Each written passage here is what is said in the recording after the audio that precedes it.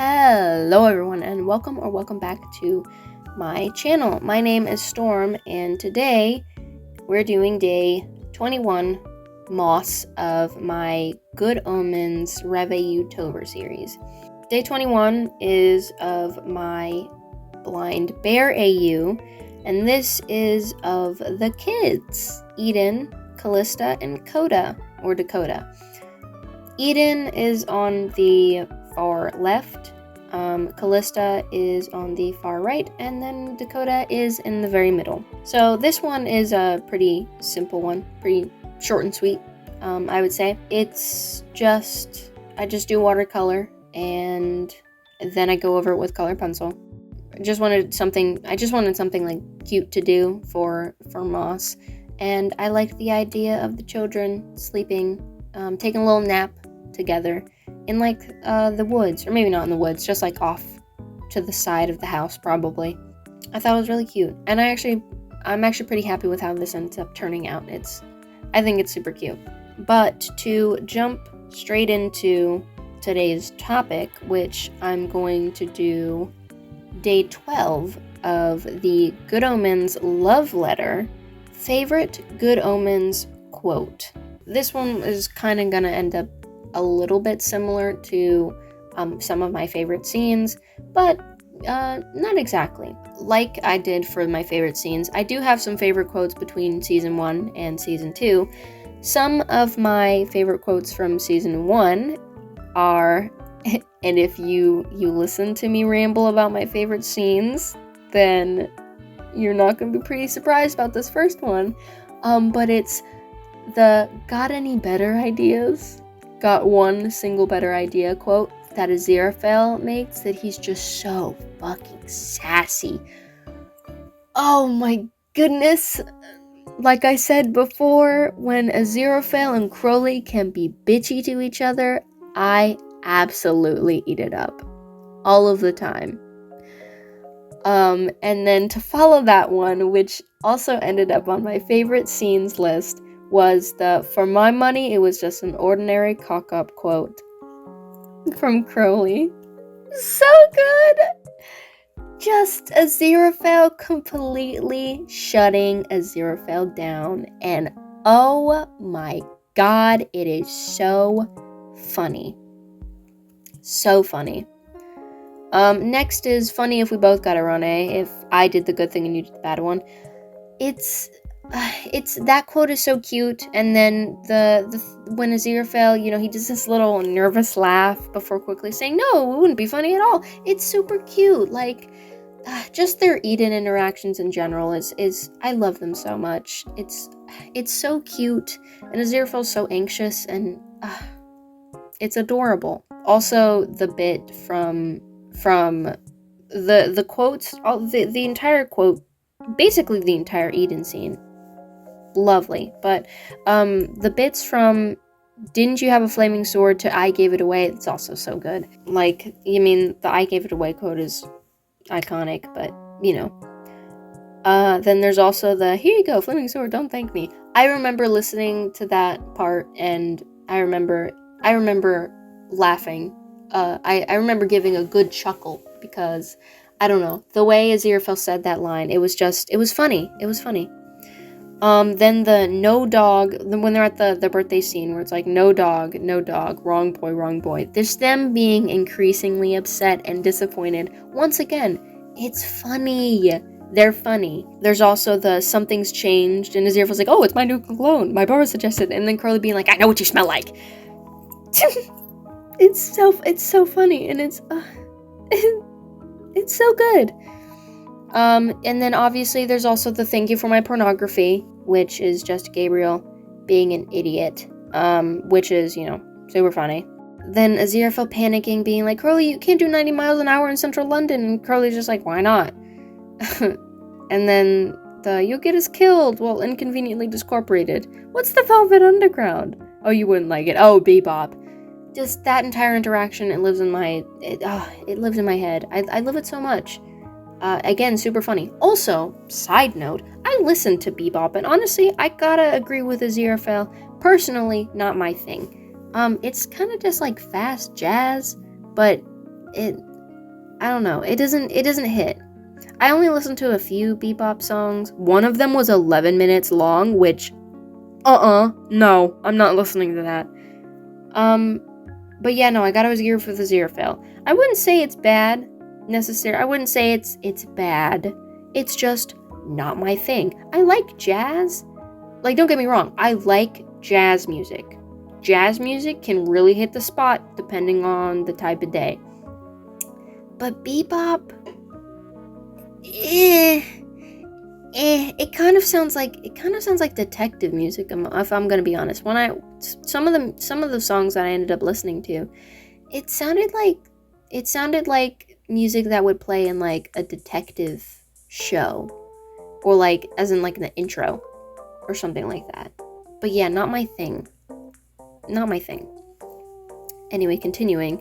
When Aziraphale gets all freaking pillow princessy, and he's just like, I would always know that there was a stain there underneath. And he's just like, and then Curly just snaps his finger. It's so good. Aziraphale got him wrapped around his little finger, and it's, so good. Then the "Oh Lord, heal this bike" scene, that quote, classic. Not only is it a classic, but also it's so funny. I remember having to repeat that scene and that line. I remember repeating that pretty decent, like over and over, because again, I just loved it. It was so funny.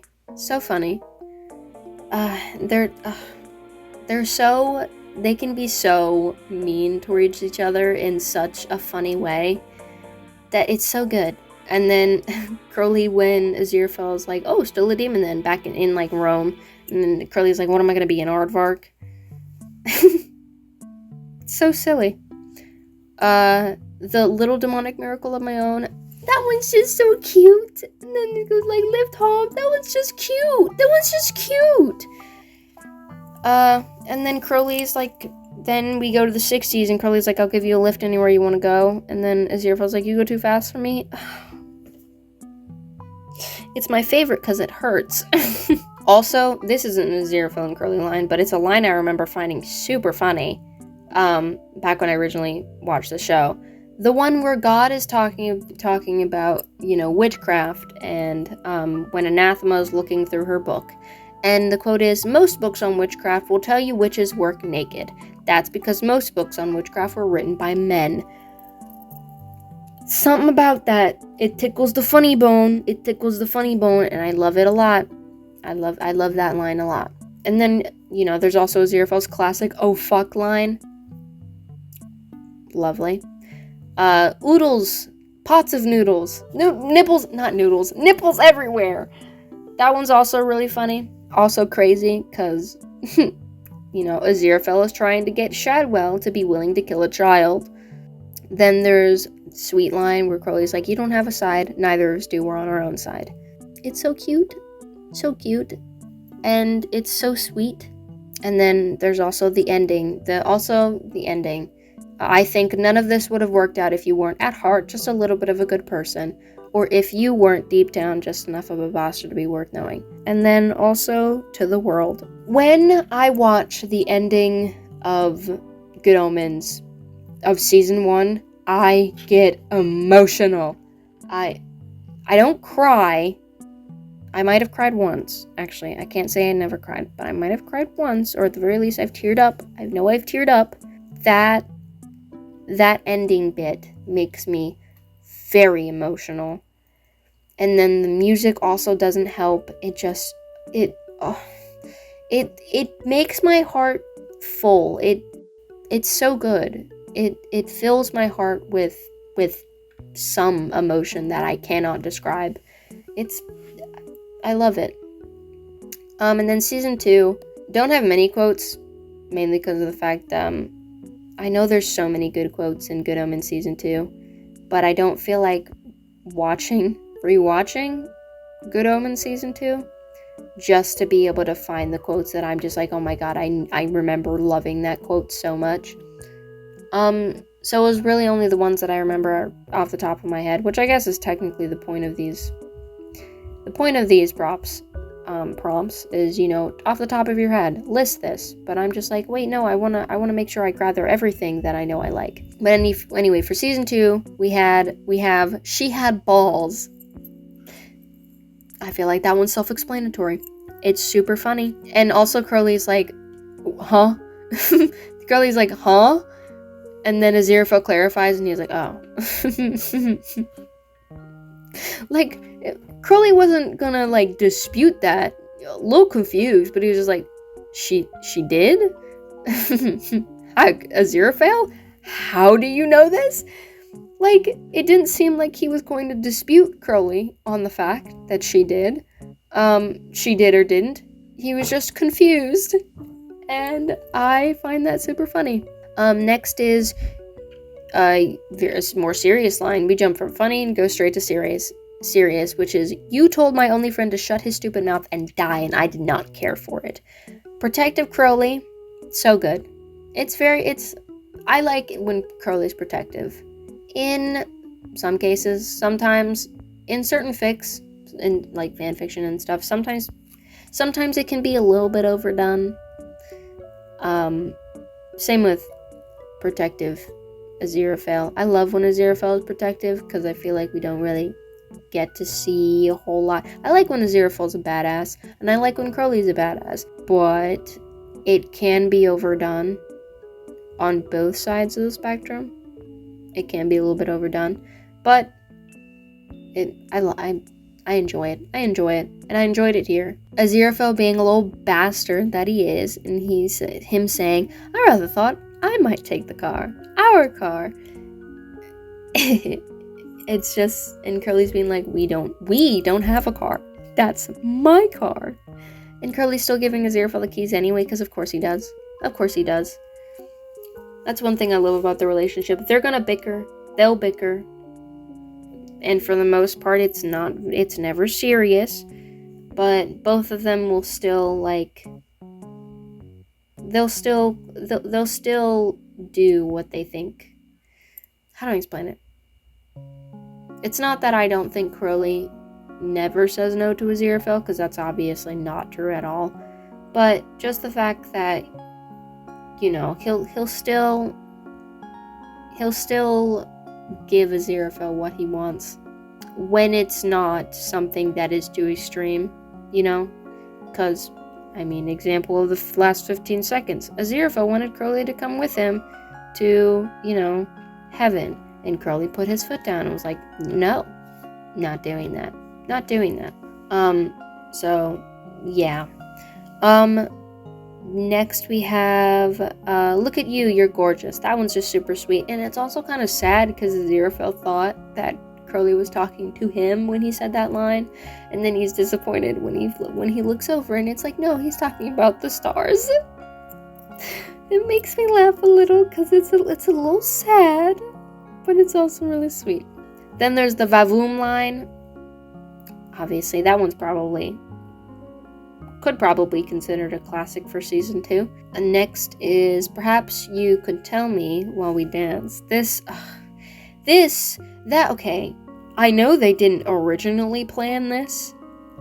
Like, Aziraphale and Crowley wouldn't have originally planned for all of the stuff that ended up happening to happen, but oh my god, this was all just an excuse for him to do romantic and fun shit with Crowley. Or just for him to be able to live out his own little fantasy, okay? And it's so good. It's so good. Next is the well, when Aziraphale's like, he has little hands on his fucking hips, and he goes, well, during the Bildad scene, the smugness in Aziraphale, it's so strong here. He also looks so adorable there. It's insane. Then there's also the sorry dance, you were right, I was wrong, you were right. The lines,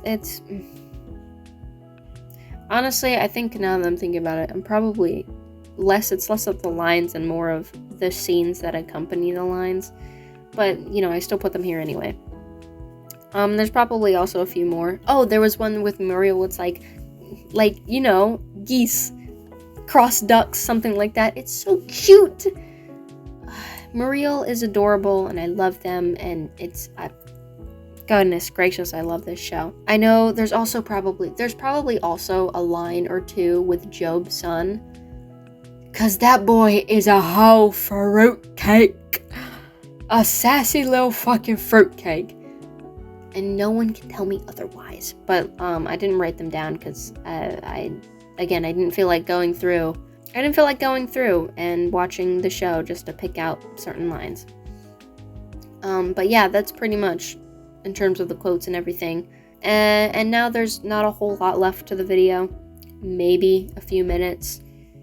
I'm just doing outlining and stuff for the characters. And then I'll do like outlining of the moss if I'm not already there by the time you get to this part of the video. But yeah, there's not a whole lot left. So I'll kind of leave you guys here.